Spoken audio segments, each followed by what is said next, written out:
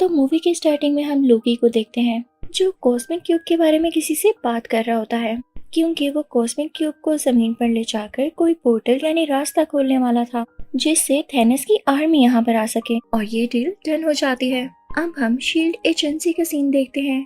वहीं पर cosmic cube रखा गया था। अब वहीं पर एक हेलीकॉप्टर लैंड करता है जिसमें निक फ्यूरी होते हैं। वो अंदर आकर एक साइंटिस्ट से मिलते हैं तो उनको बताया जाता है कि कॉस्मिक क्यूब में से अजीब तरह की रेडिएशंस निकल रही हैं और कोई नहीं जानता ऐसा क्यों है। तभी वहाँ पर लोकी आ जाता है जो कि कॉस्मिक क्यूब को लेने आया होता है।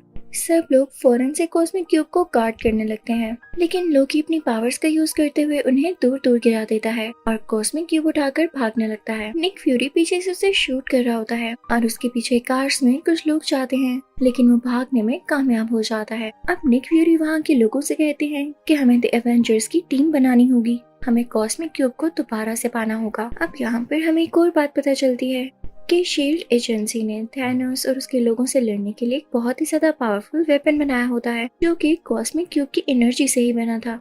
अब निक फ्यूरी सीधा कैप्टन अमेरिका के पास जाते हैं जो कि फर्स्ट एवेंजर है। निक फ्यूरी से सब कुछ बताते हैं कि कॉस्मिक क्यूब को चुरा लिया गया है और उसे वापस लाने में तुम्हारी हेल्प की जरूरत है। दूसरी तरफ हम नताशा को देखते हैं जो कि इंडिया जाकर हल्क को लाती है और उसे कहती है कि तुम्हें कॉस्मिक क्यूब के बारे में काफी नॉलेज है, तो हमें तुम्हारी मदद चाहिए ताकि हम उसको दोबारा से पा सकें। और उधर हम एक एजेंट को देखते हैं जो कि टोनी स्टार्क से इस बारे में बात करता है और अब ये भी एवेंजर्स की टीम में शामिल हो जाता है। अब उसी एजेंट को हम प्लेन में कैप्टन अमेरिका के साथ देखते हैं। वो उसे कहता है कि आपका काम बहुत अच्छा है और मैं इसको एडमायर करता हूँ। अब प्लेन लैंड हो जाता है और कैप्टन अमेरिका मिलता है हल्क और नताशा से। वो लोग एक दूसरे से मिलकर बहुत ज्यादा खुश होते हैं। अब वो लोग एक बहरी जहाज पर बैठ जाते हैं, लेकिन कुछ ही देर में वो बहरी जहाज उड़ने लगता है, यानी वो एक फ्लाइंग क्राफ्ट था। और फिर उसके बाद निक फ्यूरी होलोग्राम क्रिएट करते हुए उसको इनविजिबल कर देते हैं। उधर हम लोकी को शील्ड की उन्हीं दो लोगों के साथ देखते हैं। उन लोगों में बात चल रही होती है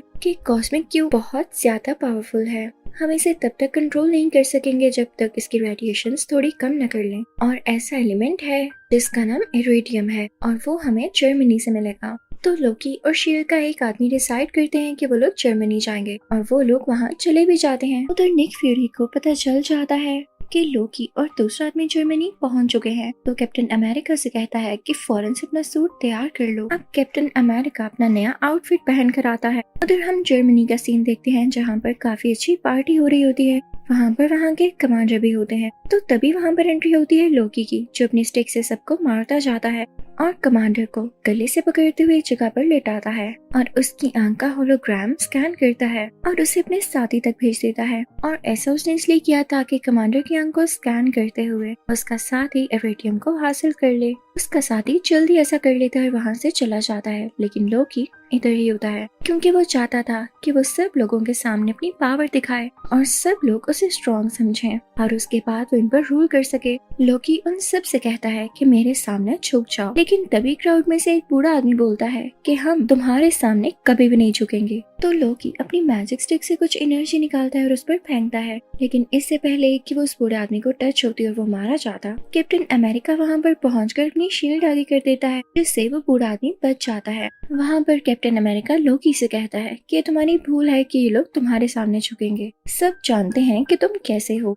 और तुम डिजर्व ही नहीं करते कि इस दुनिया पर रूल कर सको। ये सुन के लोकी को गुस्सा आ जाता है और यहाँ पर भी वो अपनी मैजिकल स्टिक का यूज करने लगता है, लेकिन तभी कैप्टन अमेरिका दोबारा से अपनी शील्ड आगे कर लेता है और वही शील्ड उस लोकी की तरफ फेंकता है, लेकिन लोकी उस पर दोबारा से अटैक करने लगता है। तो कैप्टन अमेरिका रोल होते हुए पीछे जाता है। लोकी अपनी स्टिक से कैप्टन अमेरिका को काफी ज्यादा हिट कर रहा होता है और कैप्टन अमेरिका भी खुद को डिफेंड कर रहा होता है। तभी वहाँ पर एंट्री होती है आयरन मैन की, जिसको देखकर लोकी घबरा जाता है कि अब तो ये दो लोग हैं और मैं इनसे कैसे लड़ूंगा। तो वो फौरन से उनके साथ जाने के लिए तैयार हो जाता है। अब ये दोनों लोकी को अपने साथ ले जाते हैं। अभी आयरन मैन अपने कुछ लोगों के साथ बातें कर ही रहा होता है कि ये लोग यानी लोकी और उसके साथ ही जर्मनी इसलिए आए थे ताकि इरेडियम को पा सके, क्योंकि कॉस्मिक क्यूब को कंट्रोल करना इतनी आसान बात नहीं है। और सिर्फ यही नहीं, उसको एक्टिवेट करने के लिए या उसको यूज करने के लिए इन्हें बहुत सारे टेम्परेचर की जरूरत है और इतना टेम्परेचर उनको जर्मनी में मौजूद एक टावर पर मिलेगा। दूसरी तरफ हम लोकी को देखते हैं जो कि यूं ही नहीं सरेंडर करके इस एयरक्राफ्ट में आया होता, बल्कि इसके पीछे भी उसकी बहुत बड़ी प्लानिंग होती है। वो इनफैक्ट इनकी एयरक्राफ्ट को डिस्ट्रॉय करने आया था ताकि एवेंजर्स के हाथ में कुछ भी ना रहे और वो यहाँ से सेफली एस्केप कर जाए। वो अपने साथी को ऑर्डर्स देता है, वो भी अपने साथियों को लेके इस एयरक्राफ्ट के पास एक और प्लेन में आ जाता है और फिर इस एयरक्राफ्ट के इंजन में एरो मारता है जिससे उसमें आग लगने लगती है। इसकी वजह से पूरा का पूरा एयरक्राफ्ट नीचे गिरने लगता है, लेकिन आयरन मैन जाकर उस इंजन को संभालता है और उसे दोबारा से ऊपर करने की कोशिश करता है, जो कि बहुत हार्ड काम था। अब लोकी के साथ ही उस जगह जाते हैं जहाँ पर लोकी कैद था। उसका दरवाजा खोलकर उसे फ्री करवाने लगते हैं कि तभी वहाँ पर थोर आ जाता है। अब थोर उसी दरवाजे को तोड़ता हुआ अंदर जाता है, लेकिन लोकी फौरन से वहाँ पर आ जाता है और खुद बाहर निकलते हुए थोर को अंदर ही बंद कर देता है। इस बात का पता जब एजेंट को चलता है तो वही एडवांस वेपन निकालते हैं जो उन्होंने कॉस्मिक क्यूब की एनर्जी से बनाया होता है और उससे वो लोकी की तरफ शूट करने ही वाले होते हैं कि तभी उनसे पहले लोकी उनके पीछे आ जाता है और पीछे से अपनी मैजिकल स्टिक उनके आर पार करते हुए उनको काफी जख्मी कर देता है। उधर हम नताशा को देखते हैं जो कि लोकी के एक साथी को बहुत जोर से पंच मारती है जिससे वो नीचे जमीन पर गिर जाता है और उधर हम लोकी को यहाँ से एस्केप करता हुआ देखते हैं। वो टावर पर पहुंच जाता है और तो और वहाँ पर मौजूद एक मशीन में उसने कॉस्मिक क्यूब लगा भी दिया था। उधर हम सब एवेंजर्स को एक साथ देखते हैं तो निक फ्यूरी उन्हें बताते हैं कि हमने अपने एजेंट को खो दिया है जो कि कुछ देर पहले उसी स्टिक से जख्मी हुए। सब काफी उदास हो जाते हैं तो आयरन मैन कहता है हमें कैलिफोर्निया में मेरी इंडस्ट्री जाना चाहिए। अब ये सब लोग कैलिफोर्निया पहुंच जाते हैं, लेकिन बुरी बात ये होती है कि कॉस्मिक क्यूब की वजह से पोर्टल खोल दिया गया था और थैनोस की सारी आर्मी यहाँ पे पहुंच जाती है। यहाँ पे सब एवेंजर्स एक साथ हो चुके होते हैं और खल भी गुस्सा करके अपने असली रूप में आ जाता है, जिसके बाद वो उस आर्मी की बस को एक पंच मारता है और उसे फौरन से डिस्ट्रॉय कर देता है। ये सब काफी परेशान होते हैं कि पोर्टल को बंद कैसे किया जाए। तभी निक फ्यूरी को कुछ डायरेक्टर्स की कॉल आती है और वो कहते हैं कि अगर आप लोग इस पोर्टल को बंद नहीं कर पा रहे तो हमारे पास आखिरी ऑप्शन यही है कि हम इस पूरी सिटी को मिसाइल के साथ उड़ा दें और वो मिसाइल जल्दी इधर आ रहा होगा। आप लोग अपनी जान बचा के रखिएगा। अब निक फ्यूरी ये बात आयरन मैन को बताते हैं। हमारे पास सिर्फ 2.5 मिनट्स हैं, यानी 2.5 मिनट है।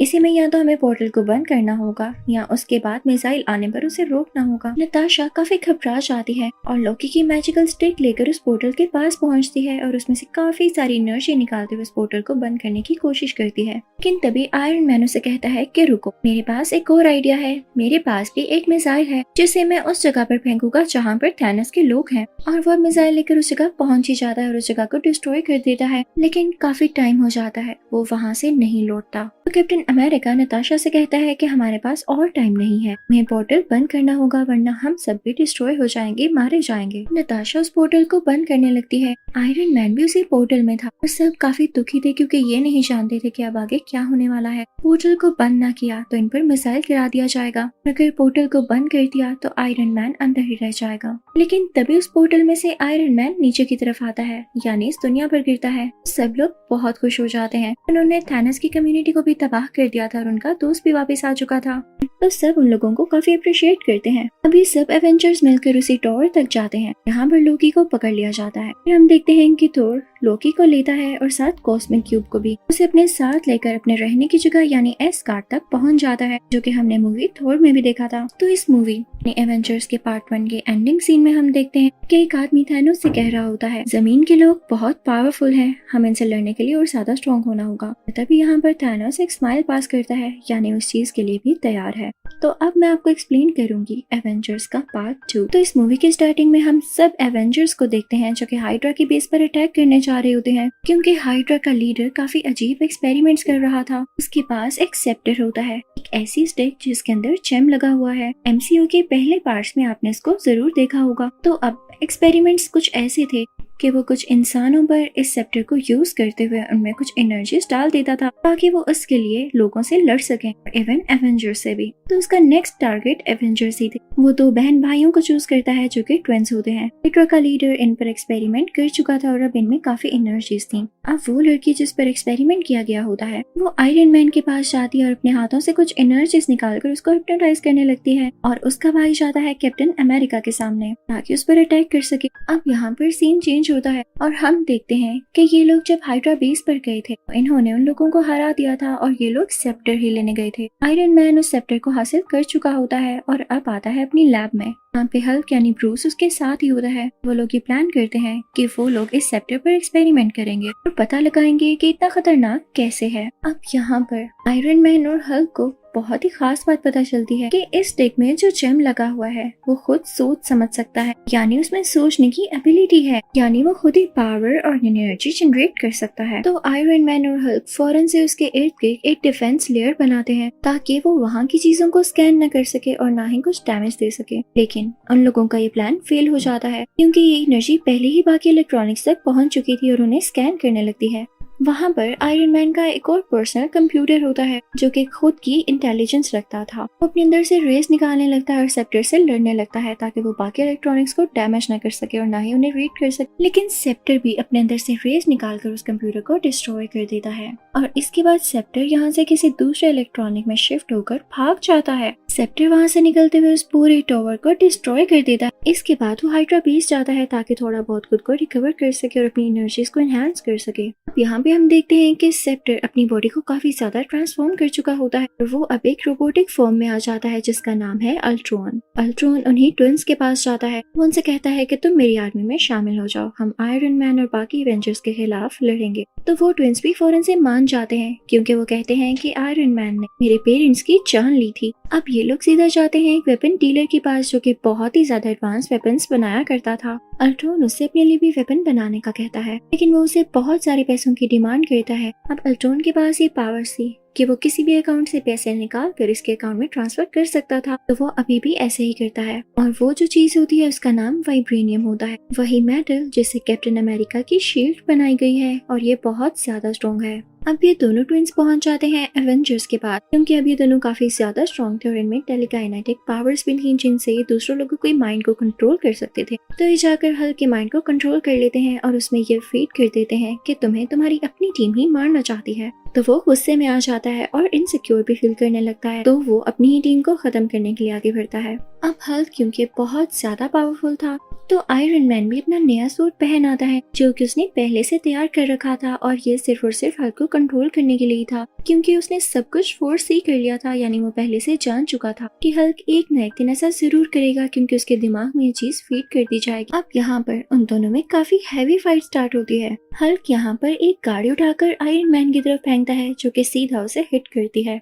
आयरन मैन पीछे की तरफ गिरता है और फौरन से आगे बढ़ता है और हल्क को उठाते हुए दूसरी तरफ फेंकता है, लेकिन हल्क क्योंकि बहुत ज्यादा गुस्से वाला था तो वो एक रोड लेकर आयरन मैन के बाजू के आर पार कर देता है जिससे उसका सूट डैमेज हो जाता है। उसका हाथ टूटकर नीचे गिर जाता है, लेकिन तभी आयरन मैन जेटलाइट को एक सिग्नल देता है तो उसका नया हाथ वहाँ से आ जाता है और उसके साथ जुड़ जाता है और अब उसके हाथों से फायर निकलने लगती है और वो सीधा हल्क की तरफ फेंकने लगता है। हल्क फौरन से उसकी तरफ बढ़ता है और उसे पंच मारने ही वाला होता है कि आयरन मैन उसका हाथ पकड़ लेता है और अब यहाँ पर दोनों ही एक दूसरे को रोकने की कोशिश कर रहे होते हैं और अब यहाँ पर आयरन मैन हल्क को जोर जोर से जमीन के साथ मारता है। यहाँ पर सब लोग काफी डर जाते हैं कि एवेंजर्स तो खुद ही से लड़ रहे हैं, हमारी क्या प्रोटेक्शन करेंगे। अब ये सारे एवेंजर्स और इनके लीडर्स डिसाइड करते हैं कि हम अपने बेस चेंज कर लेंगे क्योंकि यहाँ के लोग अब इनको अच्छा नहीं समझते। ये लोग होकाई के घर जाते हैं जो कि इन्हीं का मेंबर था, लेकिन पिछले पार्ट में लोकी ने उसे अपना साथी बना लिया था। अब यहाँ पर थोर एक और आदमी से मिलता है, वो भी इन्हीं का मेंबर था और लोकी का साथी बन चुका था, जो उसे अपने पर किए गए अटैक के बारे में बताता है जो कि उन्हीं ट्विंस में से एक लड़की ने किया था। नेक्स्ट सीन में हम कोरिया को देखते हैं। वहाँ पर अल्ट्रॉन जाता है और एक लड़की से मिलता है। अल्ट्रॉन क्योंकि उसे जेम की पावर से बना होता है तो वो चाहता था कि उसे जेम को एक बार दोबारा से यूज करके उसे वाइब्रेनियम के साथ मिलाकर और ज्यादा स्ट्रॉन्ग किया जाए। तो उस लेडी से कहता है कि तुम मेरी इस काम में मदद करो, लेकिन तभी वहाँ पर उन ट्विन बहन भाइयों में से लड़की उसका माइंड रीड कर लेती है तो उसे पता चलता है कि ये उसी सेप्टर को दोबारा से वाइब्रेनियम के साथ मिलाकर अपने लिए एक बहुत पावरफुल वेपन तैयार करना चाहता है ताकि इससे ये सब इंसानों को मार सके और यहाँ पर रूल कर सके। तो उसे ये बात बिल्कुल अच्छी नहीं लगती क्योंकि वो खुद भी एक इंसान थी। वो काफी काफी रोने लगती है। अल्ट्रॉन से कहती है कि हमें तो ये लगता था कि तुम आयरन मैन के अगेंस्ट हो, लेकिन तुम तो पूरी दुनिया को खत्म करना चाहते हो, तो सॉरी, इस काम में हम तुम्हारी कोई हेल्प नहीं करेंगे। तभी वहाँ पर एंट्री होती है कैप्टन अमेरिका, नताशा और होकाई की। वो लोग वहाँ से कोई सिंथेटिक बॉडी लेने आए थे। नताशा स्प्लिंट का दरवाजा खोलती है जिसे सिंथेटिक बॉडी वो लोग हासिल कर लेते हैं। अब ये लोग बेस पर आते हैं जहाँ पर आयरन मैन उसको यूज करते हुए अपना कंप्यूटर वापस लाने की कोशिश करता है। अब यहाँ पर थोर भी अपना हैमर लाता है और उसमें से काफी ज्यादा इलेक्ट्रिसिटी और एनर्जी निकालने लगता है ताकि वो उस जेम को एक्टिवेट कर सके। तो उसे पता चलता है कि ये जेम कोई आम जेम नहीं, बल्कि ये 6 इन्फिनिटी स्टोन्स में से एक स्टोन है। और तभी यहाँ पर जनरेट होता है एक और कैरेक्टर जिसका नाम है विजन, और ये इसी स्टोन से बना है। अब वो दोनों ट्विंस भी एवेंजर्स के साथ मिल चुके होते हैं क्योंकि वो ह्यूमैनिटी को बचाना चाहते थे, क्योंकि वो ये नहीं चाहते थे कि बाकी लोग भी उसी तरह मारे जाए जैसे उनके पेरेंट्स मारे गए। अब ये लोग सारे मिलके अल्ट्रॉन की उसी बेस पर जाते हैं जो कि उसने वाइब्रेनियम से कुछ ही देर पहले प्रोड्यूस की है, ताकि वहाँ पर जाकर ये लोग उसे डिस्ट्रॉय कर सके। अब उधर अल्ट्रॉन ये चाहता था कि जहाँ पर उसकी बेस है वो सिटी को आसमान में उठा ले और फिर उसके बाद उसे पूरी दुनिया पर जोर से मारे ताकि वहाँ पर ब्लास्ट हो और सारी ह्यूमैनिटी डिस्ट्रॉय हो जाए। उसके बाद ये खुद यहाँ पर रूल कर सके और हर चीज नई तरीके से बना सके। लेकिन एवेंजर्स को इस बात का पता पहले से ही चल जाता है और वो सब रेडी होकर वहाँ पर पहुँच जाते हैं। लेकिन जैसे ही वहाँ पर ये लोग पहुँचते हैं तो अल्ट्रॉन की आर्मी इन पर अटैक करने लगती है। ये लोग उनको रोकने की कोशिश करते हैं, लेकिन तभी वहाँ पर निक फ्यूरी आ जाते हैं जो उन पर फायरिंग शुरू कर देते हैं। इस लड़ाई में उन ट्विन बहन भाइयों में से उस भाई की जान चली जाती है, इसकी वजह से उसकी बहन को बहुत ज्यादा दुख होता है और वो रोने लगती है और ये डिसाइड करती है कि वो अल्ट्रॉन को मार डालेगी और उसे खत्म ही कर देगी। वो लड़की अल्ट्रॉन के पास जाती है, अपनी पावर्स का यूज करते हुए उसका दिल उसकी चेस्ट से बाहर निकाल लेती,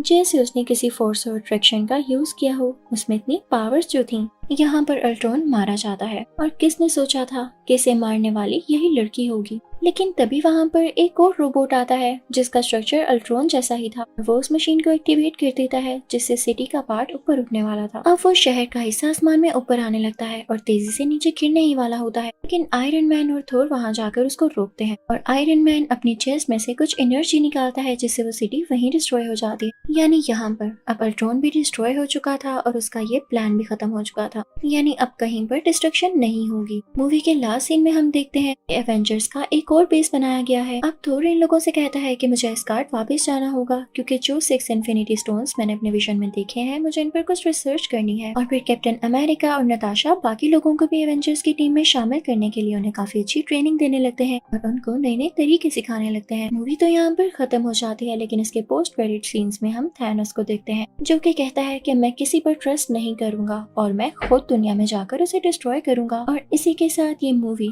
यानी एवेंजर्स के दोनों पार्ट्स यहाँ पर कम्प्लीटली एंड हो जाते हैं।